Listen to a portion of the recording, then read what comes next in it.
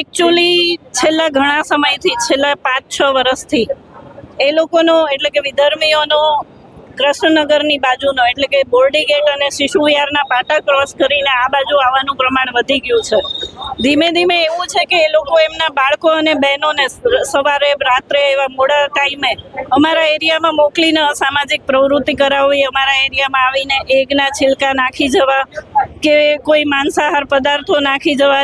તાજેતરનો દાખલો છે, ગઈકાલે રાત્રે અમારા એક જૈન બંધુના ઘરની બહાર માંસાહારી પદાર્થ નાખી ગયા હતા. આ પહેલા આ અઠવાડિયામાં જ તે 3-4 જે જૈનોના ઘર છે એની બહાર મુરગીના ટાંગા અને માંસના ટુકડા અને કેટલા બધા બોન્સ ને એવું નાખી ગયા હતા. આ પ્રવૃત્તિ એ લોકોની સતત વર્ષોથી ચાલી જ આવે છે. આટલા કેમેરા હોવા છતાં પણ કોઈ જાતનો અટકાવ નથી, કારણ કે એમના છોકરાઓ 8 થી 10 વર્ષના અમારા એરિયામાં રેસ કરતા જોવા મળે છે. દેરાસર પાસે આવીને અભદ્ર ભાષામાં વાતો કરતા જોવા મળે છે. ત્યાં આગળ 3 થી 4 અમારા જૈનોના દેરાસર છે કે જેની અંદર અમારી રેગ્યુલર 4,500 જેટલી કમ્યુનિટી વસવાટ કરે છે.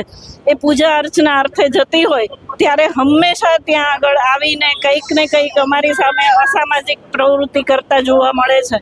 અને આ વસ્તુ અટકતી ત્યાં સુધી નથી કે હવે એ લોકો અમારા ઘરની વચ્ચે 1-2 મકાન લઈને વસવાટ કરવા સુધી આવી ગયા છે, છતાં તંત્ર ક્યાંય એમને અટકાવી શકતું નથી. તો આવું શું કામ થાય? તંત્ર કેમ એને અટકાવતું નથી? તંત્ર અમને કહે છે કે તમે કેમ ન જોયું, પણ તંત્રએ જ્યારે અહીંયા દસ્તાવેજ થવા આવ્યો ત્યારે કેમ એને દસ્તાવેજ થવા દીધો? ત્યારે કેમ અમારા હિન્દુઓના ઘર, જૈનોના ઘરે પૂછપરછ કરવા માટે કોઈ આવ્યું નહીં અને સીધા દસ્તાવેજ પતી જ ગયા?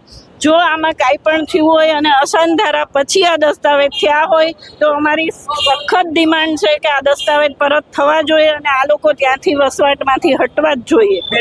રજૂઆતો આંદોલન થવા છતાં કોઈ પગલાં ભરાતા નથી.